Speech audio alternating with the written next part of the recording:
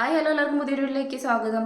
തൃശ്ശൂരിലെ ഇരിങ്ങാലക്കുട കൂടൽമാണിക്യ ക്ഷേത്രത്തിലെ Kerala Devaswom board recruitment വഴി കഴക ജോലിയിൽ പ്രവേശിച്ചിട്ടുള്ള ഒരു ഈഴവ സമുദായത്തിൽപ്പെട്ട യുവാവിനോട് ജാതി വിവേചനം കാണിച്ചു.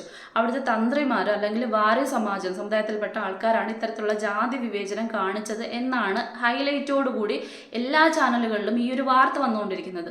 ഈ സമയത്ത് ഇതിനകത്ത് നമുക്ക് കാണാൻ പറ്റുന്നത് ഒരു മതസമുദായത്തിൽപ്പെട്ട, അതായത് ഹിന്ദു സമുദായത്തിൽപ്പെട്ട ആൾക്കാർ തന്നെ പല ചേരികളായി തിരിഞ്ഞുകൊണ്ട് ഇതിനെതിരെ കടിപിടി കൂടുന്നത് കൃത്യമായിട്ട് കാണാൻ കഴിയുന്നുണ്ട്. അത് ഈ ആചാര അനുഷ്ഠാനങ്ങളെ കുറിച്ച് അല്ലെങ്കിൽ അനാചാരം, അയിത്തം ഇങ്ങനെയുള്ള കാര്യങ്ങളാണ് ഇവിടെ ചർച്ച ചെയ്യപ്പെട്ടുകൊണ്ടിരിക്കുന്നത്. പണ്ടത്തെ കാലത്ത് നിന്ന് ആർക്കും ഇങ്ങോട്ട് മുന്നോട്ട് വരാൻ കഴിഞ്ഞിട്ടില്ല. അവർ സവർണ മേധാവിത്വമാണ് അല്ലെങ്കിൽ ഉയർന്ന ജാതിക്കാരെന്നുള്ള ഈ അഹങ്കാരമാണ്, ഇങ്ങനെയൊക്കെയാണ് കാണാൻ കഴിയുന്നതെന്ന് പറയുന്നത്.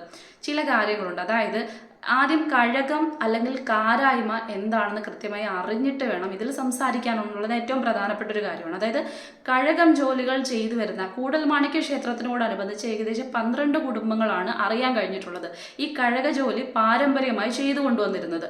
അപ്പോൾ സ്വാഭാവികമായിട്ടും ദേവസ്വം ബോർഡ് ഇപ്പം റിക്രൂട്ട്മെന്റ് വഴി ആളെ എടുക്കുന്ന സമയത്ത് അവർക്ക് തൊഴിലില്ലാതാവുകയാണ്.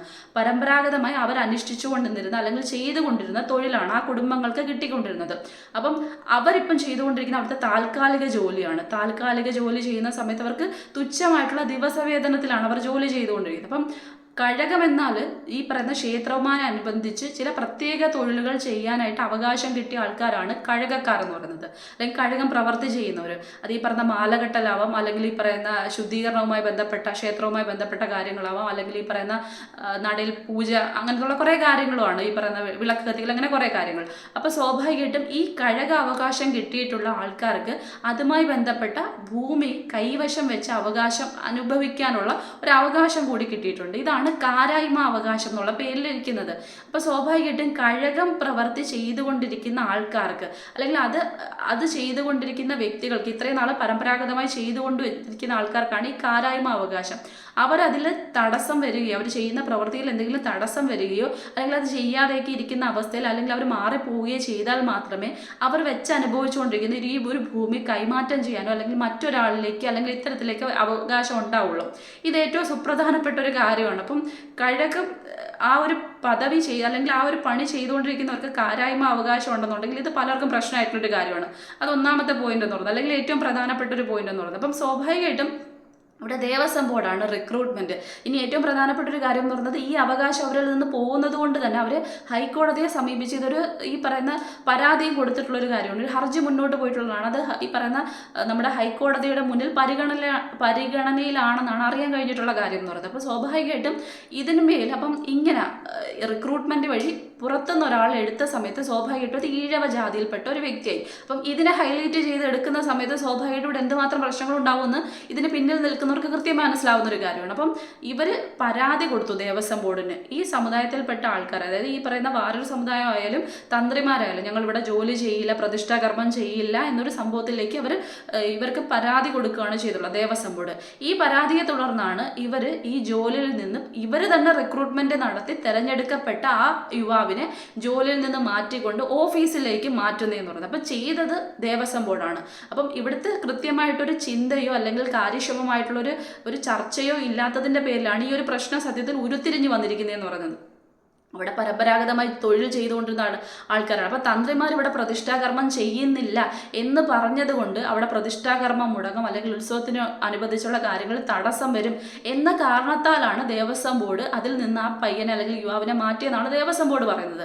അങ്ങനെയാണെങ്കിൽ എനിക്ക് മനസ്സിലാവാത്തൊരു കാര്യം എന്ന് പറഞ്ഞാൽ, ദേവസ്വം ബോർഡിന് കൃത്യമായിട്ട് തന്ത്രിമാരെ നിയമിക്കാനും ബാക്കി എല്ലാ അവകാശങ്ങളും ഇവർക്ക് ഉണ്ടെന്നുണ്ടെങ്കിൽ ഇതുമായിട്ട് വിയോജിപ്പ് പ്രകടിപ്പിച്ചുകൊണ്ട് ഞങ്ങൾ ഈ പണിയേ ചെയ്യില്ല, ഞങ്ങൾ ഈ പറയുന്ന കണക്ക് ഇവിടുത്തെ പ്രതിഷ്ഠാകർമ്മമേ ചെയ്യില്ല എന്ന് പറഞ്ഞ സമയത്ത് ദേവസ്വം ബോർഡിന് കൃത്യമായിട്ട് അങ്ങനെയാണെന്നുണ്ടെങ്കിൽ ആ തന്ത്രിമാരെ മാറ്റിയിട്ട് പുതിയ തന്ത്രിമാരെ നിയമിക്കാനുള്ള അവകാശവും ഇല്ല. അപ്പോൾ അതെന്തുകൊണ്ട് തന്നെ ചെയ്യാത്തതെന്ന് മാത്രം മനസ്സിലാവാത്തൊരു കാര്യമാണ്. ഇനി മറ്റൊരു കാര്യം എന്ന് പറഞ്ഞാൽ, ഈ ജാതി വിവേചനത്തിന്റെ പേരിൽ ഇപ്പം കടിപിടി കൂടുന്ന ആൾക്കാർ മനസ്സിലാക്കേണ്ട കാര്യം, ഇത് വർഷങ്ങൾക്ക് മുമ്പേ ഇവിടുന്ന് എടുത്തു കളഞ്ഞൊരു കാര്യമാണ്.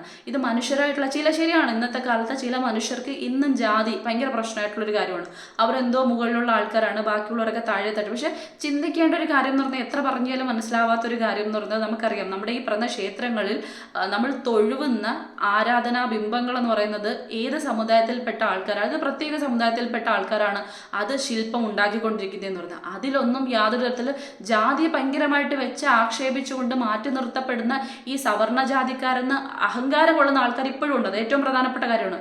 അങ്ങനെ ചിന്തിക്കുന്ന നിങ്ങൾ എങ്കിൽ ഏറ്റവും താഴെത്തട്ടിൽ കിടക്കുന്ന ആൾക്കാർ തന്നെയാണ് ഈ പറയുന്ന നിങ്ങൾ പൂജിക്കുന്ന ദൈവങ്ങളെ ഉണ്ടാക്കി വെക്കുന്നതെന്ന് പറയുന്നത്. അപ്പോൾ ആ ദൈവത്തിനെ തൊടുന്നത് കൊണ്ട് നിങ്ങൾക്ക് യാതൊരു അയിത്തം ഉണ്ടാവുന്നില്ല, അനാചാരവും ഉണ്ടാവുന്നില്ല. അതിലപ്പുറത്തേക്ക് ഈ പറയുന്ന സാധാരണക്കാരായിട്ടുള്ള ആൾക്കാർ തന്നെയാണ്, അല്ലെങ്കിൽ ഏറ്റവും താഴ്ന്ന ജാതിയിൽപ്പെട്ട ഒന്നുമില്ലാത്തവർ തന്നെയാണ് ഈ പറയുന്ന പണിയിടങ്ങളിൽ പോയി കിടന്ന് കൃത്യമായിട്ട് ഈ പറയുന്ന കൂലിവേലയും ബാക്കി കാര്യങ്ങളും ചെയ്തുകൊണ്ട് നെല്ലും മറ്റും ഉൽപ്പാദിപ്പിച്ചുകൊണ്ട് ഇത് തന്നെയാണ് ഈ പറഞ്ഞ ദൈവത്തിന് നിവേദ്യമായിട്ട് നിങ്ങൾ നിവേദിച്ചു കൊണ്ടിരിക്കുന്ന ഒരു കാര്യം എന്ന് പറയുന്നത്. ഇതിനകത്ത് നിങ്ങൾക്ക് അയിത്തം ഒന്നും കണ്ടെത്താൻ കഴിയുന്നില്ല. ഇതൊക്കെ കുമാരനാശാനോ അല്ലെങ്കിൽ മറ്റേതെങ്കിലുമൊക്കെ കവികൾ കൃത്യമായി വർഷങ്ങൾക്ക് മുമ്പേ പറഞ്ഞ് പാടി മടുത്തൊരു കാര്യമാണ്. കൃത്യമായിട്ട് നിന്റെ കൈ മുറിഞ്ഞു കഴിഞ്ഞാലും എൻ്റെ കൈ മുറിഞ്ഞു കഴിഞ്ഞാലും ഏതൊരുത്തൻ്റെ കൈ മുറിഞ്ഞു കഴിഞ്ഞാലും വരുന്ന ചോരയുടെ നിറം ചുവപ്പ് തന്നെയാണ് എന്ന് കൃത്യമായി പറഞ്ഞ് പാടി അവർക്ക് തന്നെ മടുപ്പ് വന്നിട്ടുണ്ടായിരിക്കും സ്വാഭാവികമായിട്ടും. കുറേയൊക്കെ മാറിയെന്ന് വിചാരിക്കുന്ന സമയത്ത് സ്വാഭാവികമായിട്ടും ഇല്ല എന്ന് മനസ്സിലാക്കാൻ പറ്റും. ഇതിലപ്പുറത്തേക്ക് നമുക്ക് കാണാൻ കഴിയുന്ന ഒരു കാര്യമാണ്, പല ക്ഷേത്രങ്ങളിലും ഇത് ഇന്ന് നിലനിൽക്കുന്ന ഒരു കാര്യമാണ്. കൃത്യമായി പറഞ്ഞു കഴിഞ്ഞാൽ നമുക്ക് പല ക്ഷേത്രങ്ങൾ, ഗുരുവായൂർ ക്ഷേത്രത്തിൽ ഒരുപാടൊക്കെ മാറി വരുന്നതായിട്ട് കാണാൻ പറ്റുന്നുണ്ട്. പത്മനാഭസ്വാമി ക്ഷേത്രത്തിൽ പോയി കഴിഞ്ഞാൽ കാണാൻ കഴിയുന്നതാണ് ഇത്തരത്തിലുള്ള കുറേ കാര്യങ്ങൾ. ഇത് ജാതിയുമായി ബന്ധപ്പെട്ടതും പണവുമായി ബന്ധപ്പെട്ടതും ഒക്കെ തന്നെയാണ്. കാരണം പത്മനാഭസ്വാമി ക്ഷേത്രത്തിൽ പോയി കഴിയുന്ന സമയത്ത് ദൈവത്തിനെ തൊട്ടടുത്ത് കാണണമെങ്കിൽ 20,000 25,000 രൂപയുടെ പ്രത്യേക പൈസ അടച്ച് ഈ പറയുന്ന പുഷ്പാഞ്ജലി എന്തൊക്കെ അർച്ചനകൾ എന്തോ നടത്തുന്നവർക്ക് ഏറ്റവും ഫ്രണ്ടിൽ പോയി ഇങ്ങനെ കൈകൂപ്പി ദൈവത്തിനെ കണ്ട് വണങ്ങാൻ കഴിയും. അല്ലാത്തവർ മണിക്കൂറുകളോളം ക്യൂ നിന്ന്, പണമില്ലാത്തവർ ക്യൂ നിന്ന് ഏറ്റവും പിറകിൽ അവരെ പെട്ടെന്നാണ് ഈ പറയുന്ന ആട്ടി ഓടിക്കുന്നത്. ദൈവത്തിനെ കാണാനുള്ള അവകാശം അവർക്ക് കുറച്ച് മാത്രമേ ഉള്ളൂ. അങ്ങനെ ഇങ്ങനെയുള്ള കുറേയധികം കാര്യങ്ങൾ ഇന്നും ഇവിടെ സ്ഥിരമായി നിലനിൽക്കുന്ന ഒരു കാര്യം തന്നെയാണ്.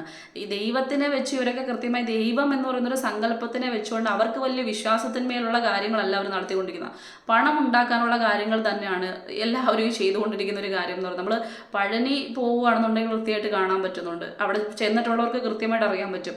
എന്തിനും ഏതിനും നമ്മളെ നിന്ന് പൈസ തട്ടാൻ വേണ്ടി മാത്രം ഇരിക്കുന്ന കുറേയധികം ആൾക്കാരെ ക്ഷേത്രത്തിനകത്ത് തന്നെ കാണാൻ കഴിയുന്ന ഒരു കാര്യമാണ്. പക്ഷേ ദൈവത്തിനെ കാണാനായിട്ട് നമുക്ക് സമയം തരുന്നില്ല. നമ്മൾ കൊടുക്കുന്ന പൈസയ്ക്ക് അനുസരിച്ചാണ് നമുക്ക് സമയം തരുന്നതും എവിടെ നിൽക്കണമെന്ന് തീരുമാനിക്കണം.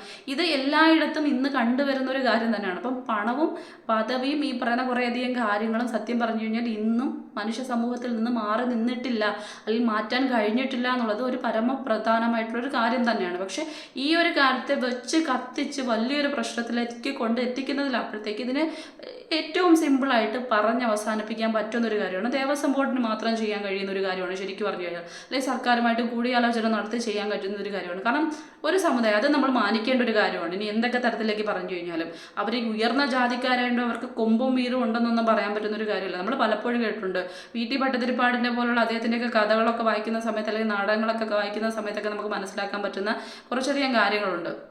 ഈ പറഞ്ഞ ഉയർന്ന ജാതിയിൽപ്പെട്ട നമ്പൂതിരിമാരായിട്ടുള്ള എത്ര ആൾക്കാർ പട്ടിണി അനുഭവിക്കുന്നവരുണ്ടെന്ന് അറിയാമോ? അപ്പോൾ സ്വാഭാവികമായിട്ടും ജാതി അതെന്ന് പറയുന്നതിൽ അഹങ്കരിക്കുന്ന ആൾക്കാരുണ്ട്, പക്ഷെ അതിൽ അനുഭവിക്കുന്ന ആൾക്കാരുണ്ട്. അപ്പം ഒരു സമുദായം മാത്രം അനുഭവിച്ചു അല്ലെങ്കിൽ അവർ ചെയ്തുകൊണ്ടിരുന്ന അവരുടെ തൊഴിലാണതെന്ന് പറയുന്നത്. അപ്പോൾ ആ തൊഴിൽ പെട്ടെന്ന് അവരിൽ നിന്ന് കൈവിട്ട് പോകുന്ന സമയത്ത് അവർ കാണിക്കുന്ന ഒരു വെപ്രാളം കാണും, അല്ലെങ്കിൽ അതിനെതിരെ അവർക്ക് ചെയ്യാൻ പറ്റുന്ന കാര്യങ്ങൾ ഇതൊക്കെയാണ്. അവർക്കൊരു ഹർജി കൊടുക്കുക അല്ലെങ്കിൽ ഒരു പരാതി കൊടുക്കുക. ആ ഒരു കാര്യത്തിനെ പെരുപ്പിച്ചുകൊണ്ട് മറ്റൊരു തലത്തിലേക്ക് കൊണ്ടെത്തിക്കുന്ന ആൾക്കാരാണ് സത്യം നമ്മൾ പേടിക്കേണ്ടതെന്ന് പറയുന്നത്. അല്ലെങ്കിൽ അവർക്കും കൂടി ജീവിക്കാനുള്ള അവകാശം ഇവിടെ കൃത്യമായിട്ടുണ്ട്. അതല്ലാതെ ഈ പറയുന്ന ഈഴവജാതിയിൽപ്പെട്ട ഒരാൾ അവിടെ ജോലിയിൽ കയറിയത് കൊണ്ട് ഇവിടുത്തെ ദൈവം അശുദ്ധനായി പോകും, അല്ലെങ്കിൽ ഇവിടുത്തെ പൂജാകർമ്മങ്ങൾ അശുദ്ധമായി പോകും എന്ന് പറയുന്ന ആൾക്കാരാണെങ്കിൽ, കൃത്യമായിട്ട് അങ്ങനെ പറഞ്ഞിട്ടുള്ള ആൾക്കാരാണെങ്കിൽ ദേവസ്വം ബോർഡിന് അവരെയൊക്കെ കൃത്യമായിട്ട് എടുത്ത് അയ്യത്തെറിയാനുള്ള ഒരു ധൈര്യം കാണിക്കുക എന്നുള്ളതാണ് ഏറ്റവും പ്രധാനപ്പെട്ട കാര്യം. അത് കാണിക്കാൻ ഒരു ക്ഷണ കാണിച്ചു കഴിഞ്ഞാൽ സ്വാഭാവികമായിട്ടും ഈ രീതി ഇവിടുന്ന് കുറയ്ക്കാൻ കഴിയും.